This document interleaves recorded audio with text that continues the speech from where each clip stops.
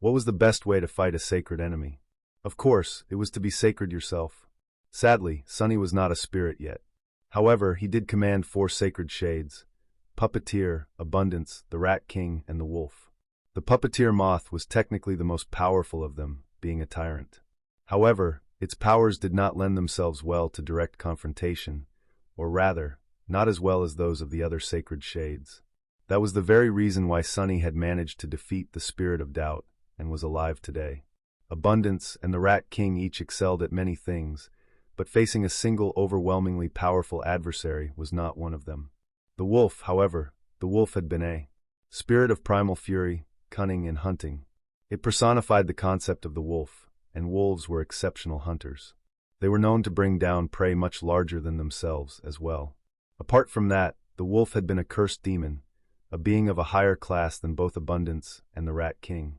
So, it was Sunny's best choice to battle the Wandering Archon. The problem, of course, was that despite being sacred, the wolf was a sacred shade. And shades did not quite possess a will of their own. And even if sacred shades were somewhat different, they still could not compare to real spirits. The shadow of the will they could exert was far less potent than that of living beings, sacred or cursed. There was a cure for that, though a partial cure, but a cure nonetheless. As the wolf launched itself into the horde of the deathless, barreling toward the distant figure of the Wandering Archon, it was surrounded by all 7 of Sunny's incarnations. And then, all 7 avatars turned into shadows, wrapping themselves around the shadow of the primeval predator. 1, 2, 3, 4, 7. With each shadow, the power of the wolf increased. More than that, it became a direct conduit of Sunny's own will. That will was supreme, not sacred, but it was the will of a titan. It was empowered by spirit weave as well. And when it was being channeled by a sacred shade, the result was truly fearsome. Not quite as fearsome as having a true sacred being attack the enemy, but still terrifying nonetheless. As Sunny wrapped himself around the wolf, he fused with it on a deep level. As always, he was instantly overwhelmed by the vastness and unfathomable depth of a sacred being's consciousness. It was so overwhelming, in fact, that Sunny could not contend with all of it. Instead, he had to limit his perception to a narrow band, only focusing on what was important. All around him, the will of the Wandering Archon churned and flowed, drowning the world. If there was one silver lining in all of it, though, it was that even if expressing their will seemed as natural as breathing for the spirits, the deathless did not possess enough of themselves to wield it with a fine level of precision. Sunny, however, knew how to wield his. Even if the natural affinity of his will, death, was meaningless in a battle against the deathless, the fact that he was adept at wielding his will like he would a weapon gave him an advantage. The wolf flew through the horde of undead warriors, followed by his pack. Some of the shadow wolves were brought down and vanquished in that mad dash, but most made it through the mass of deathless by. Following the leader of their pack, the Wandering Archon was already near. It's good to learn. The deathless spirit raised his staff and brought it down. It seemed to fall slowly and looked too far away to hit Sunny, but the space itself was torn apart and twisted by that unhurried blow, and a split second later, the wolf was only a single moment away from being erased from existence, as if it had never existed at all. That not knowing death means not knowing salvation. Sunny pulled the sacred shade into the shadows, stepping through them to appear behind the deathless spirit. Ignoring the laws of space? 2 could play that game. Not knowing death means that one's suffering will never end. I would have loved to teach this bastard a harsh lesson about unending agony. The wolf lunged into the air, aiming to sink its fangs into the enemy's throat. Sadly, the Archon was suddenly facing them, the horrifying gaze of his empty eye sockets pressing Sunny into the ground. But no, they weren't empty. 2 golden discs were set into the eye socket, like enormous gold coins. An eerie radiance was spilling from behind those discs. But something tells me that the deathless know that better than I ever would. Instead of the towering skeleton's spine, the wolf could only bite into his arm.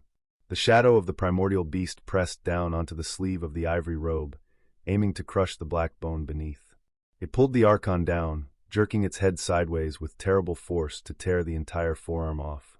At the same time, 2 wills, the elemental will of the deathless spirit and Sunny's sharp, deadly one, clashed with each other, sending an invisible, imperceptible, inconceivable shockwave spreading through the fabric of the world. They were competing to see which one of them would get to lure the universal laws of existence to their side. Come on, come on. In the end, the bones of the wandering Archon did not shatter. The obsidian fangs of the wolf cracked, instead. In the next moment, the deathless spirit calmly brought his staff down on the enormous beast's back.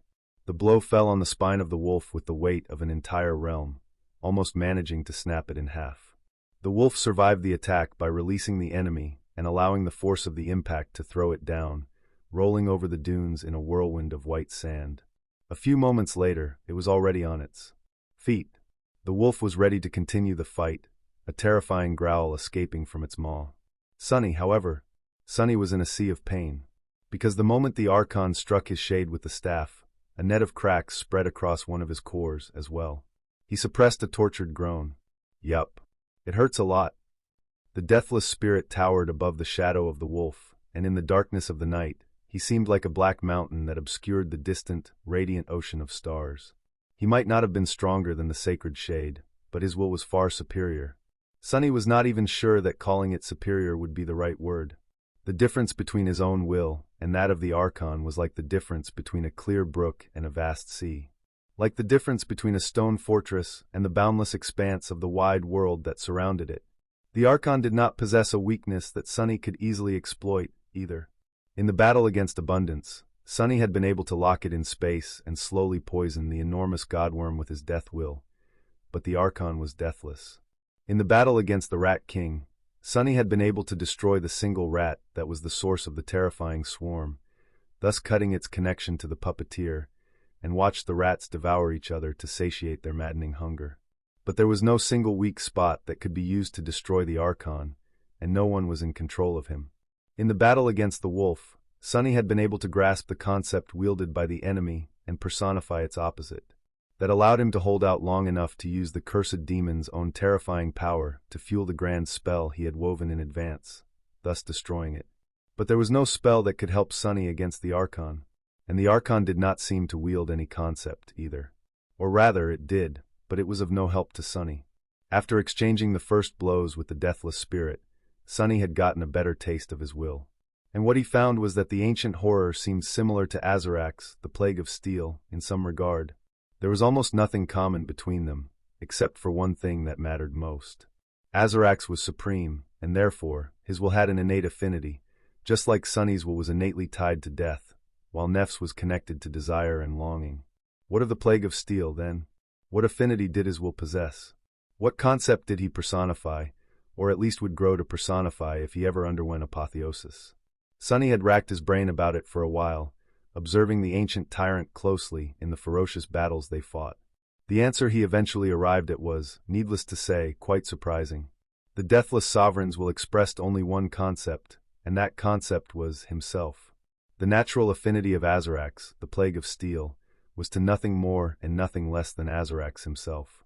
Perhaps he was too arrogant and full of deadly ambition to tie the concept of himself to any greater force. After all, as far as Azarax was concerned, there was no force and no element that was greater than him. In the end, all of existence, including all the elements and forces contained within it, was meant to submit and bow down before him. The Archon was very similar, albeit for a different reason. The deathless spirit was not overcome by an insatiable lust for conquest, but whatever it had been, whatever concept he had personified, whatever kind of apotheosis he had undergone was washed away by the curse of Shadow God and the merciless passage of years. Now he was an empty, fallen deity that personified nothing but himself. Whatever made him the wandering Archon had been erased and swallowed by oblivion, and so he wielded no power but the power of godhood itself, the power to reshape the world according to his will. On one hand, it was a great relief. After all, Sunny still remembered his terrifying experiences in Ariel's game, especially the days that were mysteriously missing from his memory. The days of the battle against the eerie snow demon that had infected their minds. He also remembered the cursed demon abjuration, which had come close to wiping out all of humanity during its battle against Nephis. So, it was a boon that the Archon did not remember how to wield his powers, whatever those powers might have been. At the same time, it put Sunny at a disadvantage, because there was no concept for him to counteract or channel the opposite of. There was nothing for him to exploit, and so, all he could do was try to match the deathless spirit in a contest of brute force. Luckily, the wolf was not helpless in the fight against an overwhelmingly strong enemy. Yes, the Archon was far greater than it, towering above the giant beast like a dark mountain. But the Archon had been a human once, or at least a creature that resembled humans. And there were very few things humans feared more than a predator stalking them in the night. After that first clash, where the wolf received a devastating blow, it changed tactics, channeling all the cunning and ferociousness of a primeval beast.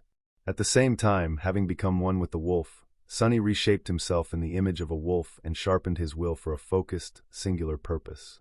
That purpose was to force a concept upon the hollow deity of Ariel's hell, on the spirit who had been the wandering Archon once. The concept of prey. When the deathless spirit and the wolf clashed for the second time, the world rippled and twisted like a piece of crumpled paper. The nightmare desert shook. The wolf did not manage to bring down the Archon, but this time it managed to escape unscathed, if only just barely. A split second later, it was already moving through the shadows, ready to attack the enemy again. Time was flowing, and the deathless spirit was focusing on the wolf instead of turning his attention to the Shadow Legion. So even if Sonny was in pain after enduring a heavy blow to his soul, he was accomplishing his mission. Out there on the battlefield, the Shadow Legion and the undead warriors serving Azarax were making their way forward. However, their pace had slowed down to a crawl, and they were suffering casualties at a far greater rate than before.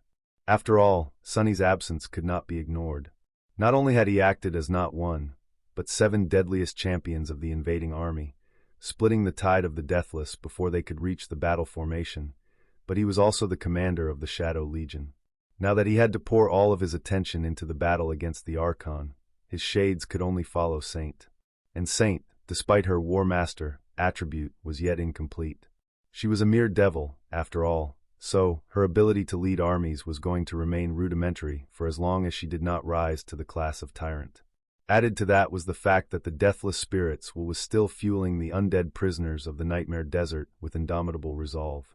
The world itself was playing favorites, assisting the deathless while obstructing their enemies. Nephice was not there to heal and mend the wounded shades anymore, either, since she was fighting on the front line. So, the invading army was suffering. The shades were being slowly whittled down and vanquished.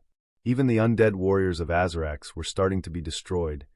Just like Sonny and Nephice had dismantled and obliterated the deathless before, the deathless were not dismantling the turncoats.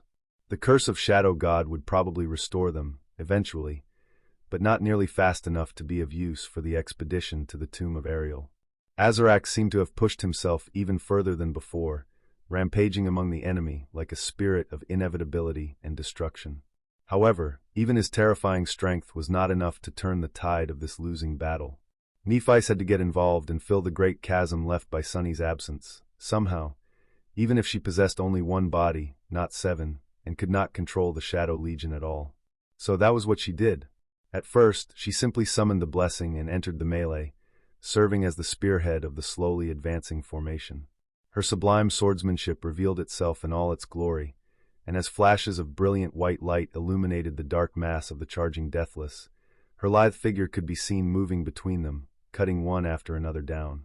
But of course, that was not enough. Even channeling her flames through the blessing to unleash incinerating rays of pure light was not enough, since the deathless were too numerous and too powerful, resisting the devastating power of her burning soul with daunting efficiency. Having dismantled another skeleton and crushed its skull under her foot, Nephice stopped for a moment and looked over the endless horde of the deathless, her gaze turning cold. She closed her eyes for a heartbeat and exhaled slowly. When she opened her eyes again, they were full of immolating white flame. A soft white radiance ignited under her skin. Then it grew brilliant and blinding, until there was nothing soft about it, and as Neph's tunic collapsed into a whirlwind of white sparks, she assumed the form of the Spirit of Light, of a being whose body was woven out of pure radiance and flame, not mortal flesh. When she did, the night of Ariel's hell did not seem so dark anymore. That radiant form, however, was not Neph's true and full transformation. It was merely a shell that contained the boundless ocean of her soul flame in a radiant vessel. And now Nephice chose to open that vessel, unleashing herself upon the world. Suddenly the darkness retreated, and a titanic, billowing pillar of roaring white flame escaped into the vastness of the sky, washing over it like an immolating flood. The fire churned, and if one glanced closely, they could glimpse a vague, flowing silhouette of something colossal being drawn by the moving flames, appearing and disappearing in the dance of fire, before they were blinded by its pure radiance, of course. As if the flame was a living thing that moved with purpose and otherworldly intent. Right now, its intent was to devour the deathless. The boundless ocean of flame descended upon Ariel's hell like a white inferno, swallowing a vast swath of the undead horde in front of the advancing army. The desert was drowned by the sea of fire, which stretched all the way to the horizon. Countless deathless were trapped in the inferno, burning in it, being gnawed on and shattered by it.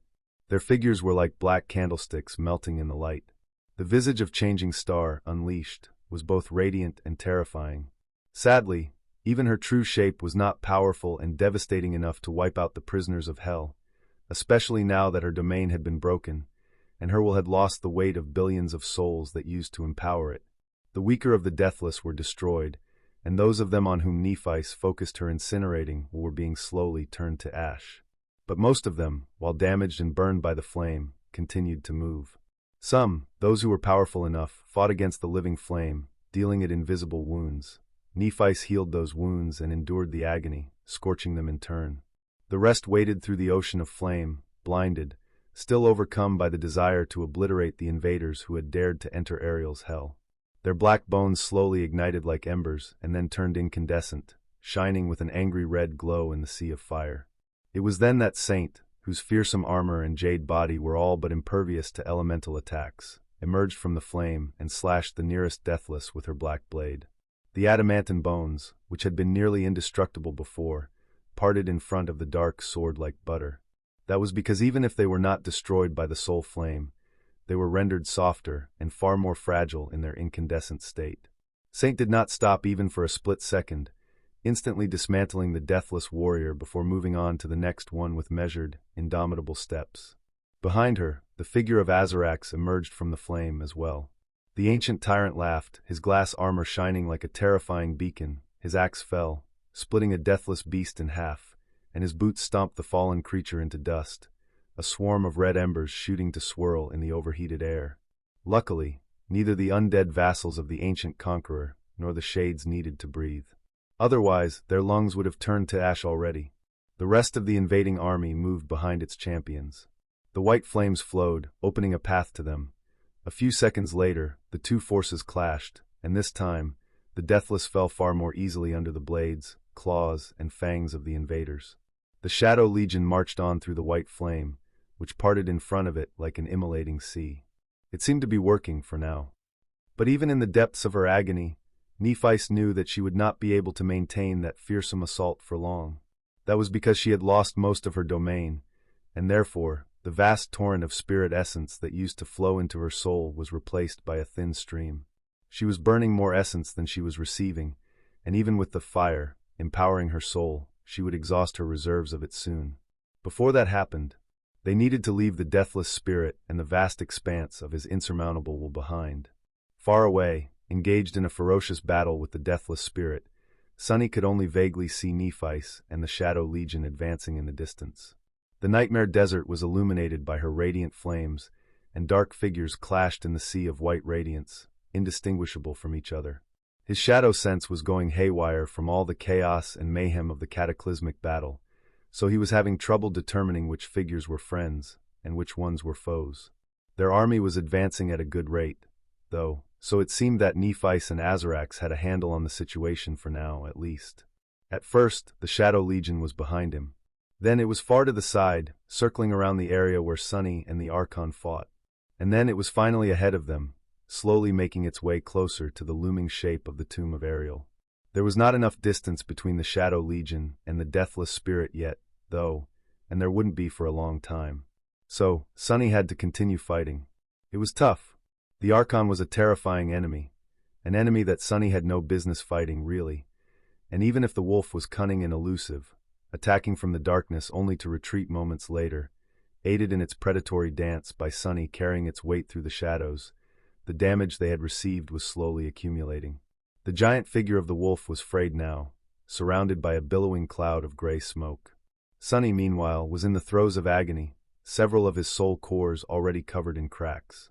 Every time the wolf was a little bit too slow to evade the Archon's attack, his entire being shook and quaked, barely surviving the terrifying tyranny of the fallen deity's unfathomable killing intent. Sunny could endure a lot of punishment, but there was a limit even to his endurance. For now, Soul Weave was preventing his wounded soul from collapsing and his cores from crumbling, but if the battle continued in the same manner, he would suffer a loss or even be outright destroyed. Unfortunately, the battle had to go on. He had occupied the deathless spirit for some time now, minutes, perhaps even dozens of minutes, but dawn was still hours away, which meant that Sunny had to continue fighting against an undying god of hell for hours more, and he was not sure that he could manage that. Think. The wolf clawed at the looming figure of the Archon, adding more rifts to his tattered robe. It bit onto the white staff of the deathless spirit, leaving deep grooves in it and ripping one of the golden ornaments free. It leaped into the air and sank its fangs into the giant skeleton's jaw, dislodging it from the joints. Now the Archon's jaw hung crookedly, which only made him look more terrifying. The eerie glow emanating from behind the golden coins covering his eyes grew more intense, and Sunny felt something cold grasp his heart. The Archon twisted space and time, answering to the ferocious attack. Sunny felt a ghastly pain first, and only then felt the deathless spirit's bony fingers rending through the wolf's hide, leaving a ghastly wound on its side. And on Sunny's soul as well. I don't think I am going to survive until dawn. Even if he used the chain enchantment of the curse, it would only buy him a little bit more time. His mind spun furiously, trying to come up with something, some trick, some devious scheme, or even some bold gamble, to turn the tide of this brutal battle. Was there some application of his aspect abilities that he could use, some revelation he was failing to grasp, some memory he could summon to turn the tables? Memories. He remembered every memory in his soul arsenal, and every enchantment those memories possessed. He also remembered every instance of using those enchantments and what the results were. Sunny had created most of those memories himself, so he knew what they were capable of very well. That was why he knew that there was no memory that could truly help him defeat a sacred being, not really. That was because memories did not usually possess a will of their own, and were therefore only as powerful as the will of their masters. In the battles between beings of lesser ranks, that did not matter that much, but when one fought against a deity, any memory could be easily rendered ineffectual simply by being denied the power to reshape the world in accordance with its design. So even if Sunny had forged a sacred memory for himself, it would still be fueled by his supreme will. Unless there was an adversarial will opposing him, it could still work just fine, if it was designed well enough to push against the universal laws of existence. But if Sunny had to fight someone like the Wandering Archon, even his most powerful memories would probably prove to be unreliable. Forged myself, a sacred memory. The wolf received another blow and was thrown into the air, collapsing on the sand with a terrifying impact moments later. Sunny let out an anguished groan and focused on the deathless spirit. Suddenly, a completely mad idea found its way into his mind. Sunny had been known to entertain an outlandish idea or two, but this one was really, truly mad, even by his standards. But is there a reason why it shouldn't work? Actually, there were a million reasons, but Sunny did not need those. He only needed one reason why it could work. His will would do the rest and make the remotely possible become inevitable. Hopefully. In any case, he knew that he was not going to last long against the Archon, and this was the only plausible, albeit deeply mad, idea he had been able to come up with. Let's try it then. What's the worst? No, I'm not finishing that sentence. As the wolf staggered to its feet and glared at the deathless spirit, baring its fangs, Sunny secretly allowed one of his incarnations to separate itself from the sacred shade. He hid in the darkness, watching intently, and when the wolf lunged forward to attack the Archon again, quietly assumed a human form once more. Looking around in hesitation, Sunny took a deep breath and reached into his soul sea. He needed to retrieve something from there, as well as summon a particular memory. The shadows flowed up his body and extended from his torso, turning into 2 additional pairs of hands. If brute force doesn't work, try sorcery. He summoned Weaver's Needle. Sunny stumbled on that particular idea, while lamenting how unreasonable the situation he had found himself in was. No, really, it wasn't enough that he had to fight a minor god. That malevolent deity just had to be an undying one on top of that, a sacred foe who literally could not be killed, because he was not a living thing to begin with. Shadow God had taken his death, and therefore stole away his life as well. The concept of a living being was a complicated one in the world of the nightmare spell. Take Sunny, for example. Technically, he was dead. But in the broader sense, he was still a living being. So was Jet, who could be considered one despite being physically and functionally a magically reanimated corpse. There were all manner of nightmare creatures out there, as well, wraiths, ghosts, and specters of all kinds, golems and automatons, walking suits of malevolent armor, and things that could not even be described, let alone understood. But all of them would still count as living beings, and for one simple reason, because they could be killed. They had shadows, and they had souls. The deathless were neither dead nor alive, though. They had lost their shadows, and no matter how Sunny looked, he could not determine if they had souls either. So by all accounts, those cursed by Shadow God were not living beings. They weren't ideas or concepts, either, because what constituted them was solid matter. What were they then? Well, by method of elimination, the answer was simple. They were things. There were all kinds of ways to challenge that statement, but for Sunny, it sounded good enough. The deathless were things. They were no different from items. Cursed things that were controlled by malevolent wills, but items nevertheless. So then, what kind of memory could help Sunny deal with a sacred thing that had been cursed by Shadow God? He had been considering that question feverishly, while at the same time wielding his will to push back the oppressive authority of the sacred thing in question.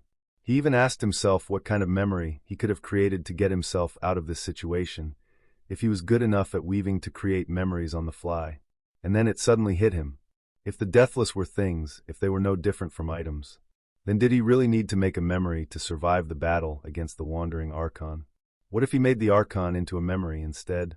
The question was so preposterous that Sunny instantly threw it out of his head, concentrating on finding an actual solution.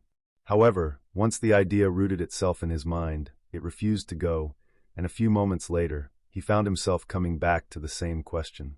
I have finally lost it. I have. Haven't I? But what if he hadn't? Technically, nothing was stopping Sunny from turning a deathless into a memory. A memory was simply an item enchanted with the rudimentary spell weave, after all, which allowed it to be disassembled into soul essence and stored in its master's soul, as well as summoned back to be reconstituted as matter. The deathless had neither a shadow nor a soul. They weren't living beings and were things instead. So if Sunny could just create a rudimentary spell weave, anchor it in a sufficiently pure soul shard, and attach it to the black bones of one of them, then, theoretically, he could dismiss the deathless as he would a memory, and keep it stored in his soul in a disassembled state. It was just that attaching a spellweave to a moving, sinister, murderous skeleton was not exactly something that could be accomplished easily. And normally, there would be no reason to. After all, it was not like turning one of the deathless into a memory would give Sunny control over it. It would only allow him to dismiss and summon the skeleton like he would a memory, and nothing more. Once the deathless was summoned back, it would immediately attack Sunny once again. It would probably destroy the spellweave rooted inside of its bones as well. But, to hell with it. I am going to try. Sunny was already in quite a desperate situation, and he neither wanted nor planned to control the Archon. All he wanted to do was get rid of him, so that the Shadow Legion could escape, and Sunny himself could survive. He was sure, almost sure that if he did manage to dismantle the deathless spirit and draw him into his soul sea, the thing was not going to destroy his soul from within. That was because, unlike shades and shadows, a memory was not an actual thing when dismissed, not the items it became when summoned. Rather, it was an idea of that thing, a blueprint used to reassemble it from essence. So the Archon would cease to exist as a thing within Sunny's soul sea. Most likely. I guess we'll see. Steeling himself, Sunny sent one of his incarnations away from the wolf and summoned two things. One was Weaver's Needle, and the other was a sacred soul shard stored in the replica of the Nameless Temple. Sacred shards were not at all simple to come by. Sunny had procured a few in Ariel's game, and a few more were unearthed by the forces of the human domain here and there in the dream realm. However, most of them were gone now. He had used some to survive the death game, while the rest became anchors for the defensive arrays he and Cassie created to protect key citadels of humanity. The one Sunny summoned was the last in his possession. Now, how the hell do I even do it? As 6 incarnations of Sunny were empowering the wolf in its battle against the Archon, his battered soul drowning in agony, he tried to calm himself down and think things through clearly.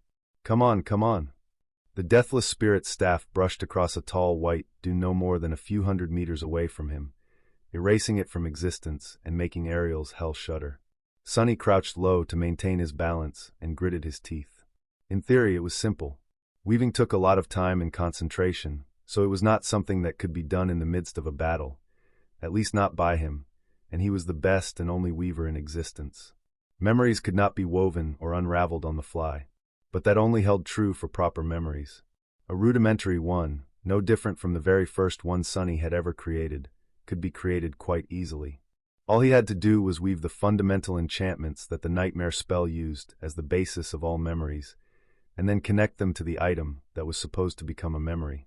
No, not even all of the rudimentary enchantments. Sonny did not care if the Archon could passively mend himself while stored in his soul. In fact, he would very much prefer if the damned Deathless couldn't. He did not need the memory of the wandering Archon to possess a title and a description, either. All he needed was to imbue that thing with the quality that allowed it to be dismissed or summoned, as well as make himself the being in control of when that happened. So, first of all, he needed to weave strings out of shadow essence. He needed to anchor them in the sacred shard and create the rudimentary enchantment of summoning. Then, he somehow needed to embed the shard and the weave into the Archon, while staying alive no less. Well, as alive as someone who was technically dead could be. Nothing to it. Smiling weakly, Sonny began weaving ethereal black strings out of his essence. Usually, he would weave a considerable length of the shadow string before beginning to weave it into a sorcerous pattern. But right now there was no time for that, so Sonny wove faster than he had ever before, his 6 hands moving in rapid harmony. As soon as there was any length of the string at all, he immediately threaded it through weaver's needle and anchored it in the soul shard, then continued to create more while beginning to shape the familiar pattern of the summoning enchantment. Sonny had created this particular pattern so many times that he could weave it with his eyes closed. Weaving it while simultaneously battling a deity, though, was proving to be a challenge. Most of Sonny's mind was preoccupied with the battle. He assisted the wolf while at the same time straining all of his being to resist the boundless will of the Archon. That was already almost beyond his limit, so he hardly had mental capacity for weaving as well. And yet, he had to manage somehow. So he did.